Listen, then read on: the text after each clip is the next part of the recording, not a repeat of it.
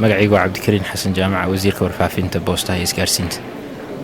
heshiiskani wuxuu ku saabsanaa sidii loo soo afjari lahaa khilaafkii u dhexeeyey xukuumadda iyo baarlamaanka oo ay soo jeediyeen hay-ado badan ay ka mid tahay qaramada midoobay security councilka iyo dhammaan hay-adaha iyo dowladaha iyo dadka ay khusayso arrimaha Soomaaliya. waxaanu ku soo dhamaaday guul iyadoo lagu heshiiyey in xukuumadda baarlamaanka madaxweynaha dhammaan mu'asasadaha dowladda loo kordhiyo waqtigii ay joogeen 1 sano, taasoo ku imaanaysa iyadoo dib loo dhigo doorashooyinkii ilaa iyo August 2012.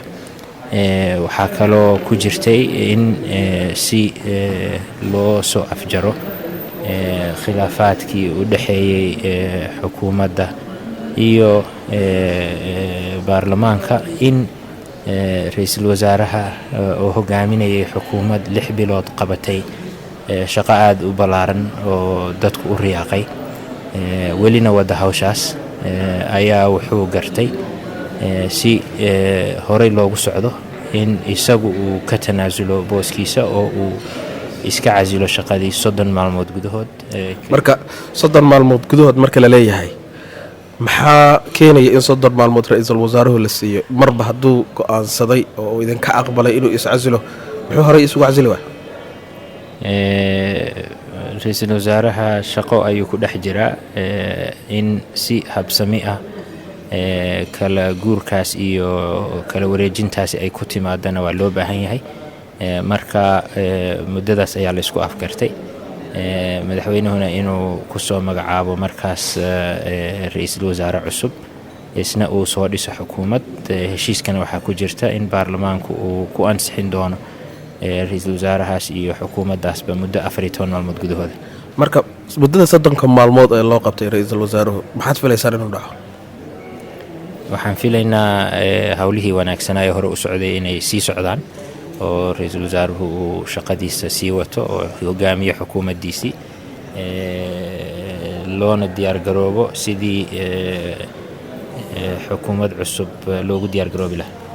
wada hadalladan waqti dheer bay qaateen, waxay noqdeen kuwa aad u cakiran, waxay noqdeen kuwa sidaan la soconna aad la isugu qabsaday. marka isleedihiin dhinac walba oo ka qayb qaatay heshiiskan waa ku faraxsan yahay? waa isleenahay maadaama dhinacyadii ay wada saxiixeen isuguna imaadeen heshiiskan oo tilmaamaya in la qabto hawlo muxadada muddadaas sanadka ah in lagu hirgeliyo laguna xisaabtamo waqtiga ay dhammaanayaan iyo siday ku hirgelayaan la iskuna dabagalo. ay ka mid tahay in amnigii la sugo, ay ka mid tahay in dastuurkii la dhammeeyo, ay ka mid tahay in reform lagu sameeyo baarlamaanka muddadaasna lagu dhammaystiro.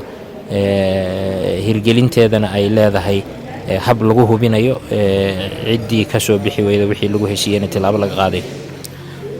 marka sidaan la socono ra'iisul wasaaraha intaanu ka imaan muqdisho hadal u jeediyey oo saxaafadda u jeediyey ka dham ah shirkan ka dham ah waxa halkan ka socday Kampala. marka dad badan asaga taageersanna waa jira, maxaad filaysaan? shaki kuma jiro inay jiraan dad badan oo taageersan ra'iisul wasaaraha annaga ka mid ah oo cid waliba way aragtaa shaqada fiican ee uu qabanayay ra'iisul wasaaraha iyo xukuumadda uu hogaaminayay. laakiin saasay tahay isaga ayaa wuxuu ka gartay mas'uuliyaddiisa iyo xikmaddiisa iyo waxgaradnimadiisa in uu danta guud ka hormariyo midiisa khaaska ah. soo lama oran karo marka loo fiiriyo hadallada kulul ee uu jeediyey Kampala markuu imaado cadaadis baa la saaray, waa lagu qasbay inuu iscasilo? maya, cidina cadaadis ma saarin, lagumana khasbin. isaga ayaa markuu wadcigii arkay go'aansaday in uu sidii aan ku idhi danta ummadda ka hormariyo tiisa. waxaana halkaas ka muuqata xilkasnimadiisa, waana shay taariikhdu u qori doonto. baarlamaanka door buu leeyahay sidaad sheegtay, waa inuu ansixiyaa ra'iisul wasaaraha cusub. wax caqabad oo dhinaca idinkaga imaan karta? ma filayno. baarlamaanku waa hay-ad muhiima oo mas-uuliyaddaasi ay saaran tahay. heshiiskase waxaa lagu heshiiyey waa in hawshaas ay ku afjaraan muddo 14 maalmood. dadka qaar baa la arkay inay u fasirtaan heshiiskan Kampala lagu galay gorgortan siyaasadeed oo laba dhinac ama laba shaqsi dhex maray. horta dee gorgortan siyaasadeed mar walba waa jiraayo wixii danta lagu soo codsiinaya waa in laga wada hadlo dad baa labada dhinacna jooga laakiin gorgortan siyaasadeed oo waxaa weeye uu sharcigu hagayo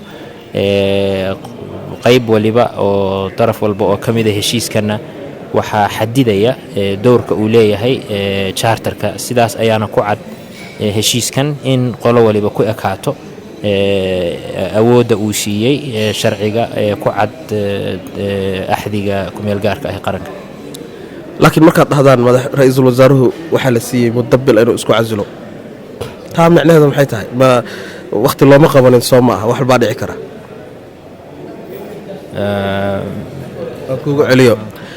aan kuugu celiyo marka la yidhaahdo ra-iisul wasaaruhu muddo bil ahaa loo qabtay inuu iscasilo soo waxaysma bedeli karayaan bil aad bay u dheertahay marka loo firay dhinaca siyaasadda ra-iisul wasaaraha isaga ayaa go'aansaday in uu iscasilo isagoo raadinaya sidii loo gudbi lahaa caqabaadka iyo dhibaatooyinka hortaagan nabadaynta Soomaaliya cid u qabatay bilna ma jirto isaga ayaa wuxuu go'aansaday in hawshaas uu sidaas u soo afjaro wax dhibaato ayna kuma jirto